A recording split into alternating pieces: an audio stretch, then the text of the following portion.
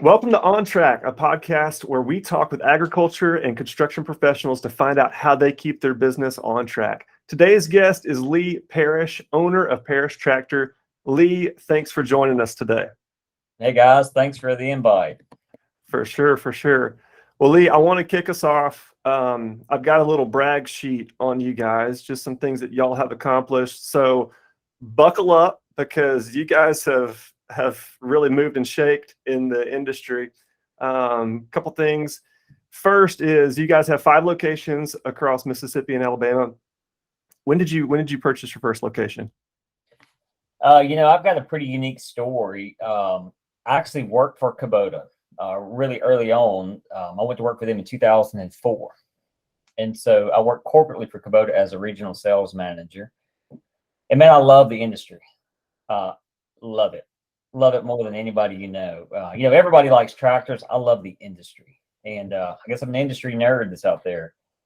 So tracked along and just kind of had that entrepreneurial spirit to have this desire to really see what it's like to do what I'm trying to teach people to do. And so I launched Parish Tractor in 2012, and we had that switch between the corporate side to the retail side. And so since then, my wife and I had 3 young kids, all in diapers when that happened. It was a huge, we were all in. And man, we have it's been a great ride and just been interesting to see how the blessings have come through that to see where we are today. Yeah, no, that's incredible. So in 2012, so about 10 years, you guys are running at 10 years. So just in 10 years alone, I mean, you guys are an elite dealer with Kubota, which is, for those of you that don't know, is the highest level of basically credibility you can have with Kubota. You guys have been a finalist for best places to work in Mississippi. You made the top 100 list of privately held companies in Mississippi. So go back to that time when you were starting, like you said, kids in diapers, things were crazy, all of that. Like if you could fast forward to today and tell yourself, hey, listen, 10 years from now, you're not going to have 1 location. You're going to have 5. You're going to be one of the best places to work in Mississippi, be one of the top 100 companies in Mississippi. I mean, would you have believed it all then? Man, I wouldn't. And I would be a fool to say I take credit for it because there's been a plan that's been for this much bigger than me. And so, through that, Wes, I will say that when I have a little bit of street knowledge. I did get to travel and see a lot of dealerships in my career. Even early on at 21 years old, traveling in the equipment business, seeing other dealerships, I knew that it's called the law of the lid. The law of the lid means your business can only grow up to your capacity. And so I swore to my wife and went to the retail business. I said, I don't want this tied directly to Lee Parish. I want to build a team and a structure that's much bigger than me. Didn't mean I'm too good to do anything in any department, but I can't do it all. And I'm not willing to do it all. And I'm first a dad, first a husband, and then a dad, and then I'm a business owner. And that's who I want to be recognized as, because I don't want to look back and miss a lot of things. So that's really easy said than maybe done. And so that was our focus, is to try to grow a business much bigger than me. And it was a lot of intentionality to that. And fortunately, we have hired some great, phenomenal people along the way that's helped us to get to that. So that's terrific. And you kind of hit on this a little bit, but you mentioned that you were an RSM with Kubota. Kind of explain for people who might not know what that is. Explain, how you got started there, and yeah, just I think kind of like you talked about a little bit, that position in and of itself really gives you a unique perspective as an owner, because I'll let you go into the detail, but basically you were going to meet with the owners of the store as a representative of Kubota, and then all of a sudden, the seats reversed. So talk us through that. Yeah, well, the biggest thing, there's really not a lot of proprietary knowledge. It's not like I had an inside scoop. There was none of that. It was no insider trading. It's just you buy something, you sell it, you service it, and provide the parts for it. So it's not hard, but it is hard. But, for me, I started in the outdoor power equipment industry, and I served that industry for about 3 years. Kubota was in growth mode back in 2003, 2004 is when their company really took off. They had built their company with a lot of industry knowledge, and they were looking for, maybe some younger people to come in. And I was one of a few that were hired that year, and I was the youngest guy on the block. And so for me to be able to travel a territory and to see dealerships, and to look at them as a broad picture, I saw second and third generation people running the family business. Some loved it. Some just didn't want to be there. They were just trying to honor their dad. And man, I don't want that for my children. This is I really wouldn't even call this a family business. It's a business that I work at and our employees work at, and we're driving for success in all areas of our department. If my kids one day want to be a part of that, they have to work to be a part of that in the future. If they want to go out and be a school teacher, great for them. I don't want to give them that pressure. So I got to see a lot of different, my story is maybe a little bit unique. It wasn't a family business for me. So it was, which sometimes makes it easier to grow because I'm in a community that people don't even know me. And so they don't care to even talk to me. They'd rather talk to my salesman or my service manager or whoever that's there. So that to be fair, that's a little easier to do that. Well, yeah, and I liked what you said earlier. You were talking about your passion for the industry, and it comes across just having a conversation with you. And I think that's so important, and that's one of the hurdles as a family-owned business, as you're saying, when it gets passed down generationally. If there's not that passion, like you're saying, if there's not that, hey, I want to be here and I want to do this, and this is something that I'm passionate about, and it's more of something, hey, this was something my dad was passionate about. That's a lot of times, where things can get off track. This podcast is called On Trac, but that's a lot of times where dealers can get off the rails a little bit and really start to struggle. And so that's a great perspective, not only for yourself, but for your kids, that there's just not this pressure, it's, hey, go pursue your passion. I love that.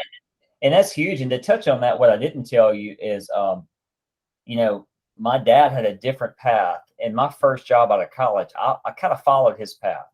But fortunately, I had the courage to quit after about 6 weeks. And I quit that not knowing what to do. But man, I've been provided for and found something that I truly love. And I care about it. I love Kubota. I love people. I love our business. And I feel like God's given us a talent in an industry, and I don't want to bury it. And I want to grow it and see it prosper and go. Yeah, no, that's terrific. I think this is a good segue into the next part. Is one of the things I see a lot in y'all's marketing and what you do and the story that you guys tell is, I've heard you say, we are more than a tractor store. And so, for somebody that might be passing by your store, they're like, no, you're not more than a tractor store. I just drove by there. All you have is tractors on the lot, right? But I think good owners, not only for themselves, but for the people they help their people see that, hey, it's more than just about moving metal. There's a deeper purpose. So talk to me about that. Explain being more than a tractor company. Look, man, that's easy for me. More than a tractor store. Early on, we wrote a mission statement, even before we really knew what we were writing. And our mission statement is to be a company for its people, its principles, its products, and its profitability, which allows us to be more than a tractor store. And so first, the people, and the first are our employees. We want to provide the best job that we can in our industry for people who love it, who have passion. They're hard workers. We want to provide them the best opportunity they can.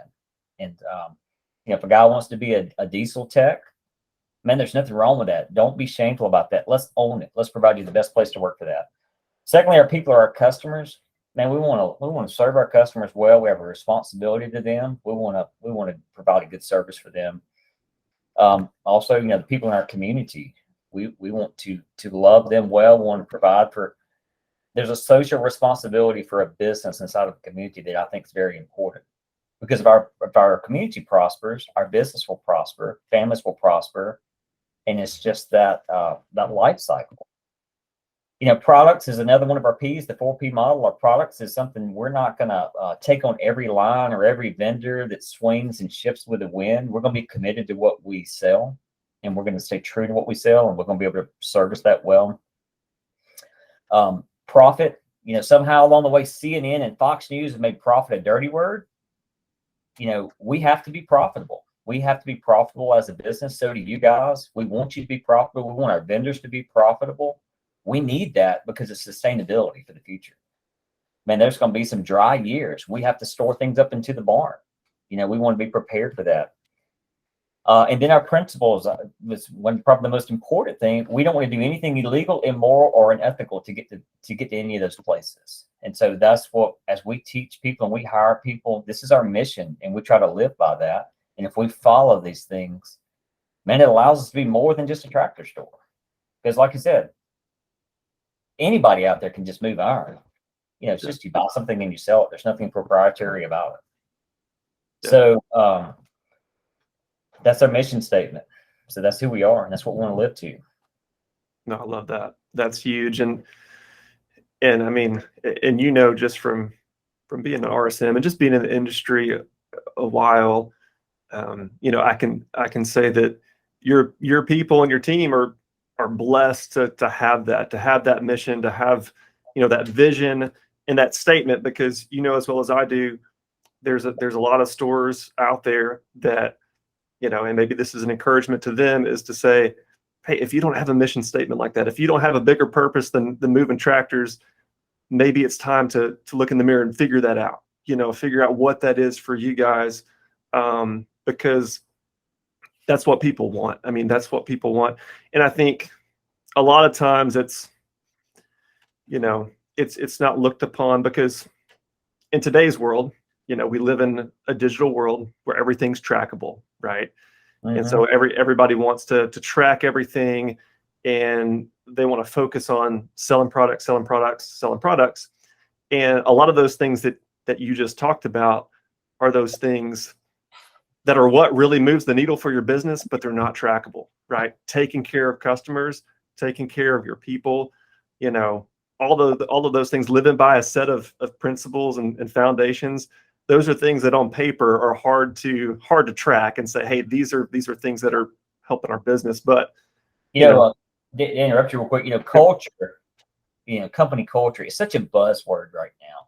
Yeah. People say that, and it's kind of the cool thing to say. And we got good culture, we've got bean bags in our whatever, and we play ping pong. Well, I mean, that's just not who we are. We come here to work, but along with work, we want to have a good culture here. We want to have a good culture for our community, for our our employees as well as our customers. We want them to enjoy coming here. We want it to be fun to do business with us. And one other thing we've recently done is we're developing more in line with what our core values are, more in line with what our vision for the future is, and then even a promise. And our promise is really simple. Our promise is we want to treat people like you would want your mom treated. And it sounds cliche, but that's true. Like if my mom came to buy lawnmower blades at our parts counter, how would our parts guy treat her? Would he help her to the door with the blades? Because, that's someone's family, all of our customers. That's just who we want to be. Man, it's been hard through growth. We haven't gotten that right every time. It's our target. It's our aim. It's what we're trying to do. It's hard to get there. But that is who we are. And that's who we want to be.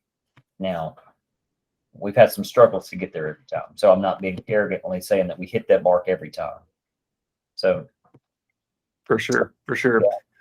Well, I think one thing that's telling, talking about your culture and, who you guys are striving to be, I just think it's really cool. I went to y'all's About Us on your website, and I just want to read this because I think it's awesome that you guys are in the top 100 companies in Mississippi, best places to work and all of that. And when you come to your About Us, it doesn't say anything about that. It just says, the very first thing it says, big and bold, it says cultivate community. You know, and at our core, Parish is a family business with a heart for community. We live to serve others and equip farmers with the tools they need to provide for their families and communities. Through our products and services, we want people to feel connected to the land, to their work, to one another. And I think, you know, there's a humility aspect to that I see from you that funnels down to your team and your people of, hey man, we're out here, we're winning these awards and we're doing these big things, but when you come to our About Us, we're actually going to talk about you and what we want, you know, in the community for you, because that's the heart of who we are. And so props to you on that and just for leading that with your team. Well, you know, I would love to say our team has that posture, and man, I love that about them, and that, because that is who we want to be. You know, the bad thing about bragging about things is people always point out when you don't hit the mark, and that's why I'm quick.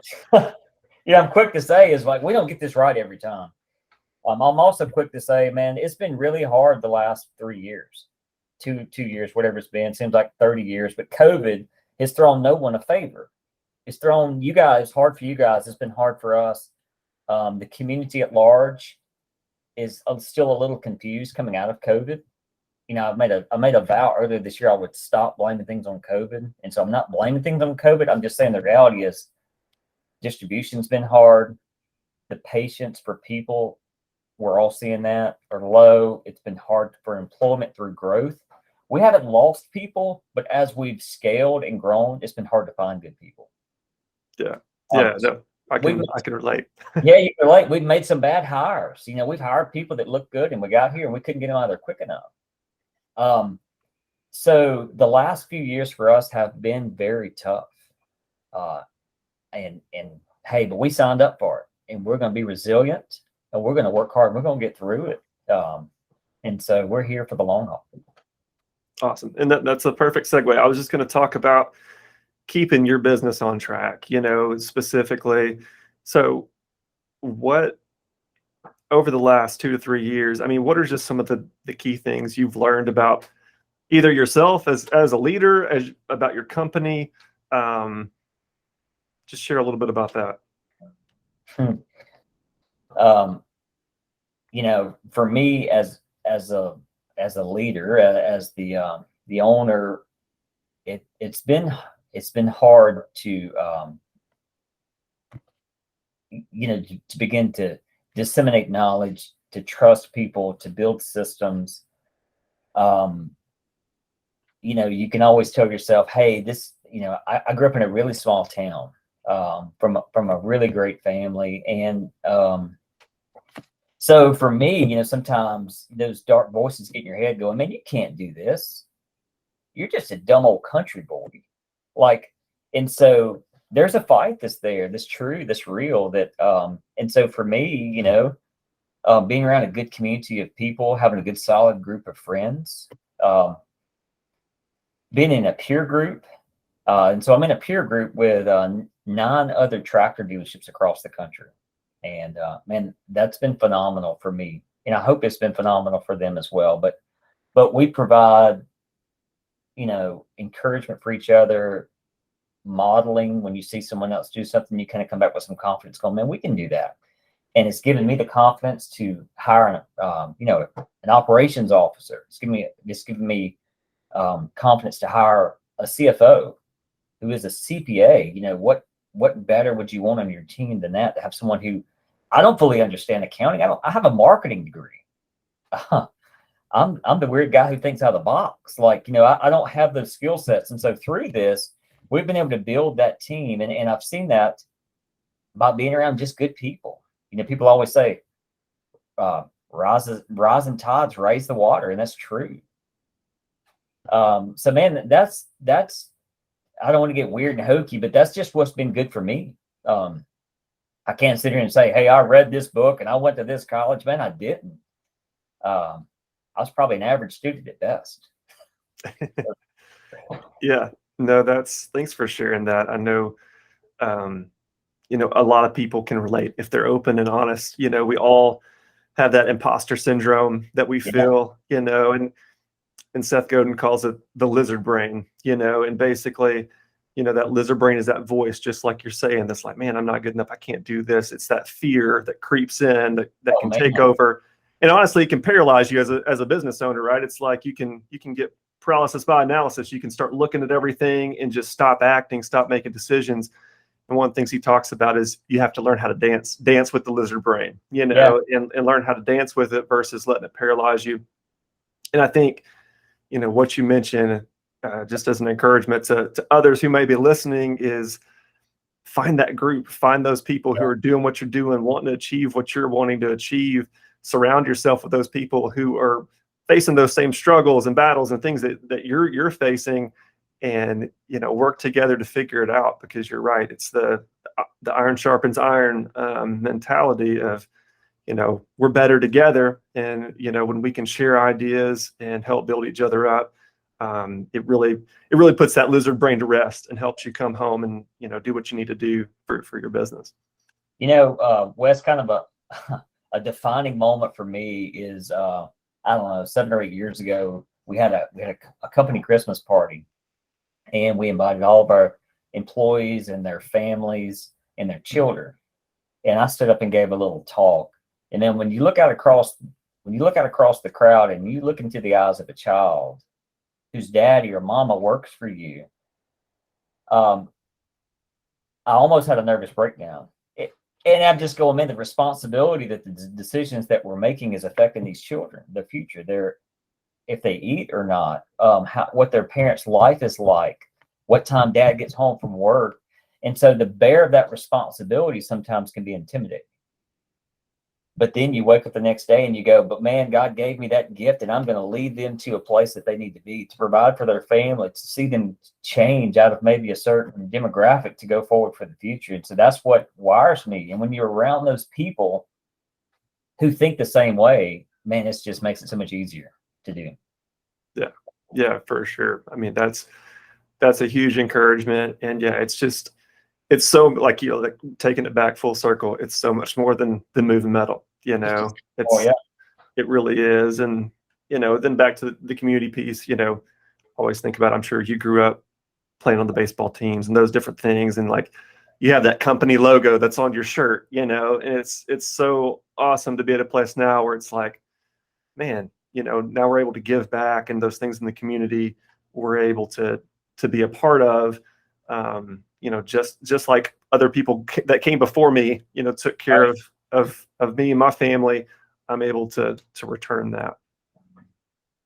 Yeah, and we try to do well at that. You know, we provide some scholarships that are out there for anyone who's interested in a trade, because I think trades are important.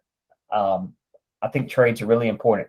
There's nothing wrong with a 2-year degree. Like, I want to be on record saying that there is nothing wrong with that. Like, go learn a trade, because you may not be good at some things. You may not be good at business, but you may be a phenomenal welder or phenomenal diesel tech.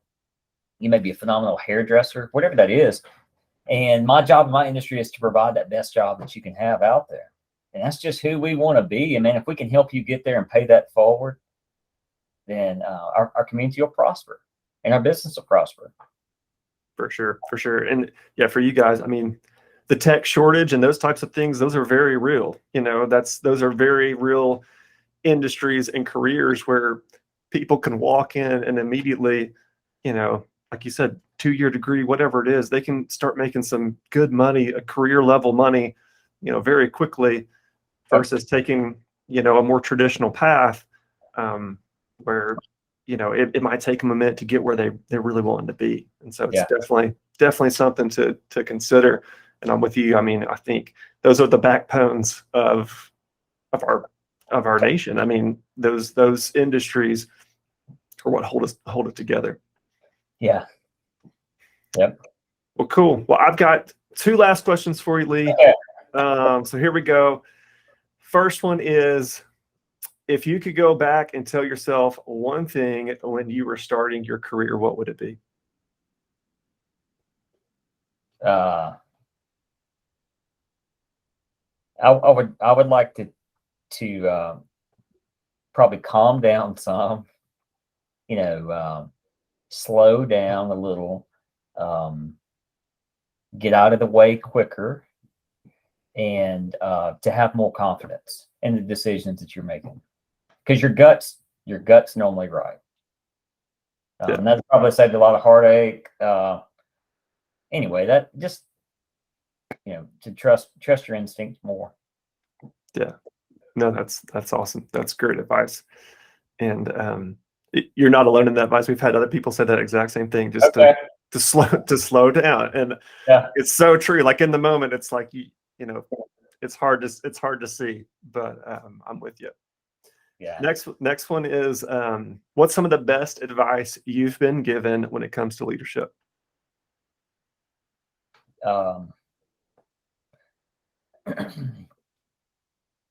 I would like to say to not take credit for things, because there's more out there than you, and to understand that, and to be humble, to have a humble spirit about you. We all have pride that whips and creeps up into all of us, and I think that's ways that Satan attacks all of us is through pride. Pride comes before the fall is a true deal. And so, man, to be humble, no one likes anybody arrogant, and to lead that way, and to lead to employees, I desire to have more empathy. I need to understand what's going on with the guy who may show up to work late. Because there's days that I show up to work late, and I try to relate and go, man, we have bad days at my house too. I have 4 kids, they're all in school trying to get out the door. Not every morning is just, rosy. There's just bad days. There's days that you don't feel well. And so empathy is a big word that we like to try to understand all the way across the board. That's great. That is awesome. Yeah, great word. Lee, I thank you so much for joining us today. I've really enjoyed this conversation. You guys are doing incredible things at Parish Tractor, and I love that it's more than moving metal. I mean, you guys are in the heartbeat of the community, and that's what it's all about. So thanks for joining us. Hey, and same to you, Wes. I thank you guys for kind of emerging out of nowhere in the web design industry, and we couldn't have been more pleased with TracTru and the success we've had with them in the digital space. And I know Farron, our marketing coordinator, loves you guys and has a great relationship, and your team is built solid as well. Well, hey, I appreciate the kind words for sure. Yep. So, well, have a great one. We appreciate you joining us, and we'll talk soon. Okay, guys. Thanks. See ya.